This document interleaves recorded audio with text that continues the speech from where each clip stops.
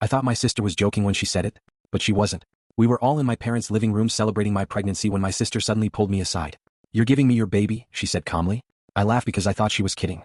She didn't laugh back. "I was meant to have a son," she continued. "And you're going to give him to me." I stared at her like she'd lost her mind. "Carly, what are you talking about?" She stepped closer and grabbed my arm. "You already have everything," she said. "A husband, a career, a house. You can just have another baby later." That's when I realized she was serious. "I'm not giving you my child," I said. Her eyes went cold.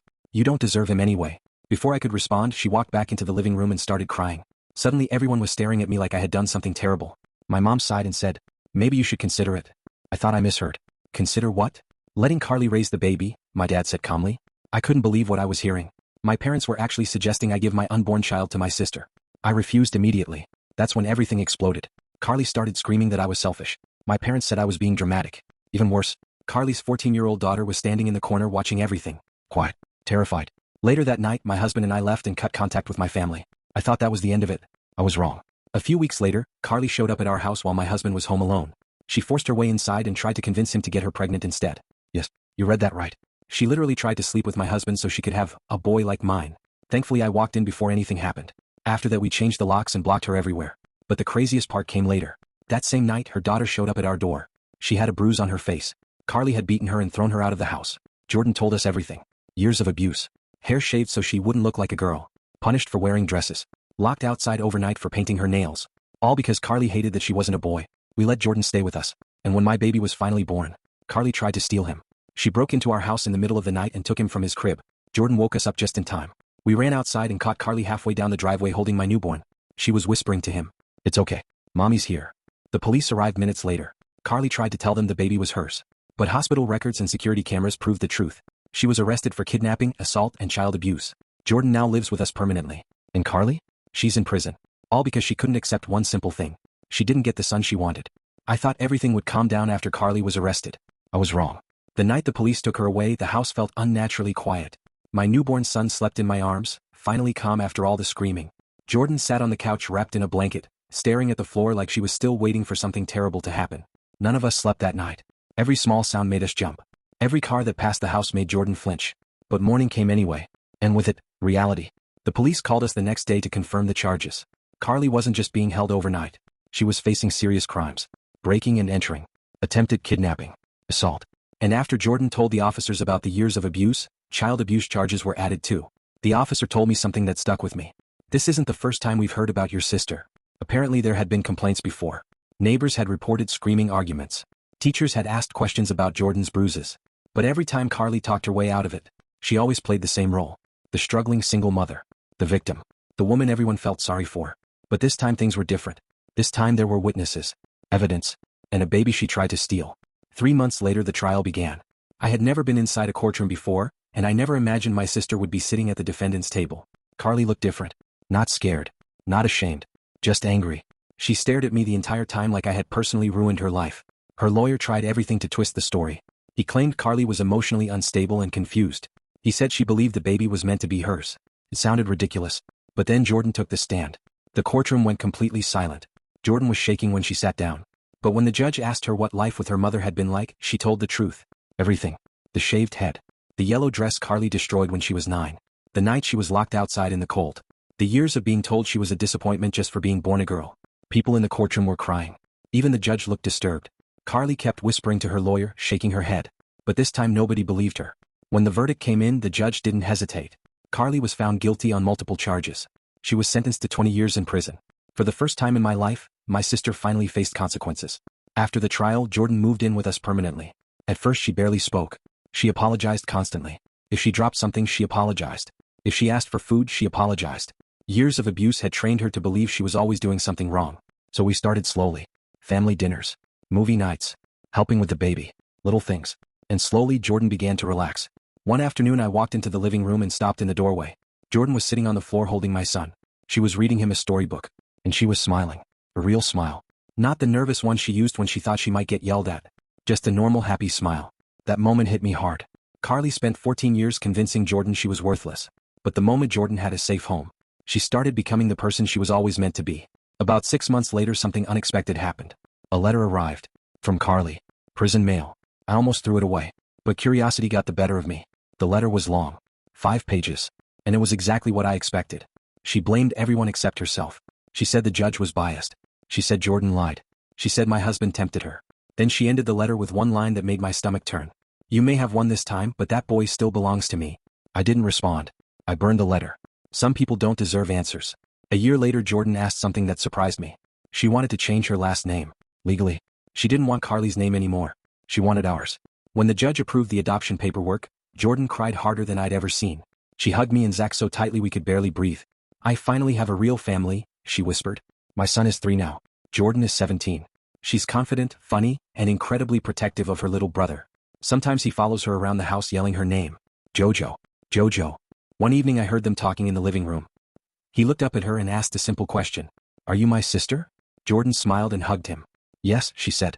I'm your big sister. Then he asked something else. Where's your mommy? Jordan looked toward the kitchen where I was standing. Then she smiled again. She's right there. In that moment I realized something important. Jordan didn't just survive her childhood. She escaped it. And the woman who tried to destroy our lives is now sitting in a prison cell.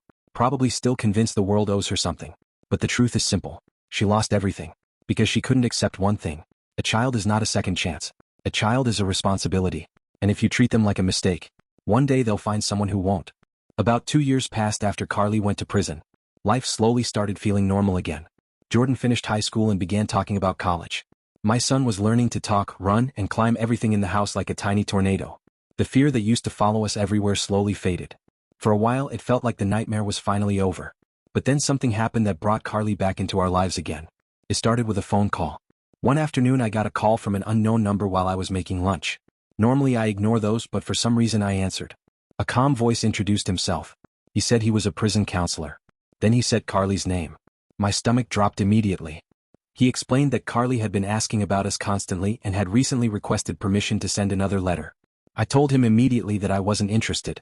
But before the call ended he added something that made my heart race. She's been telling other inmates that your son belongs to her. I didn't sleep well that night. Not because I thought Carly could escape prison, but because the obsession clearly hadn't stopped. A few weeks later another letter arrived. This one was thicker. I almost didn't open it, but curiosity won again. The handwriting was the same. Messy and aggressive. The first few pages were the same old nonsense. Blaming me. Blaming Jordan. Blaming the judge. But then something strange appeared halfway through the letter. Carly claimed she had proof that my son should have been hers. She said our parents had promised her the baby. She said they had agreed to help her raise him. At first I thought it was just another delusion. But then I saw something attached to the letter. A photocopy of an email. It was from my mother. And it made my blood run cold. The email had been sent the night of the argument in my parents' living room. The subject line simply said, "We'll talk to her." In the email my mother wrote, "Don't worry, Carly. She'll come around. We'll convince her it's the right thing to do." I read the message 3 times. My own parents had actually promised my sister they would pressure me into giving away my child. Even after everything Carly had done, they had still been on her side. I showed the letter to my husband that night. He didn't say anything for a long time. Finally he sighed and said something simple. We made the right decision cutting them off. I agreed. But the letter also made something else clear. Carly hadn't given up. Not even after prison. Not even after losing everything. And unfortunately, she wasn't done causing trouble. About 3 months later we got another call. This time it was from the police. Apparently Carly had been involved in a fight in prison. A serious one. She attacked another inmate who had mocked her about losing her child. During the investigation, prison guards found something disturbing in her cell. A notebook. Inside were dozens of pages filled with plans. Plans about my son. Schedules. Maps. Notes about our house. Our street. Our daily routines. Even though she was locked behind bars, Carly had spent months obsessively writing about how she would take him back one day. The police assured us she had no real way of carrying out those plans. But hearing about them still sent chills down my spine. Jordan took the news the hardest. For years she had lived in fear of her mother. The idea that Carly was still thinking about us terrified her. But instead of shutting down like she used to, Jordan surprised me. One evening she sat down across from me at the kitchen table. "I'm not scared of her anymore," she said quietly. I asked why. Jordan looked toward the living room where my son was playing. "Because she already lost," she said. "She lost me." And she was right. Carly's biggest mistake had never been trying to steal my baby. Her biggest mistake was throwing away the daughter she already had. Jordan was now 18. She had friends, dreams, a life. Things Carly had tried to take away from her. And none of it belonged to Carly anymore. Years passed after that. Carly remained in prison. We rarely heard about her again. Jordan started college and moved into a small apartment not far from us. My son grew into a happy, energetic kid who loved superheroes and dinosaurs. Sometimes he would ask about family, about grandparents, about relatives. When he asked about Carly, we kept it simple. She made very bad choices, we told him. But those choices don't control our lives. And they didn't. Because the truth is something I learned the hard way. Family isn't defined by blood. Family is defined by who protects you, who stands beside you, who chooses to love you. Jordan chose us, and we chose her. And that choice built a stronger family than the one we were born into. As for Carly, she's still sitting behind prison walls. Still angry. Still blaming everyone else. Still convinced she was robbed of something she deserved. But the reality is simple. The only thing she truly lost was the daughter who finally found a better home.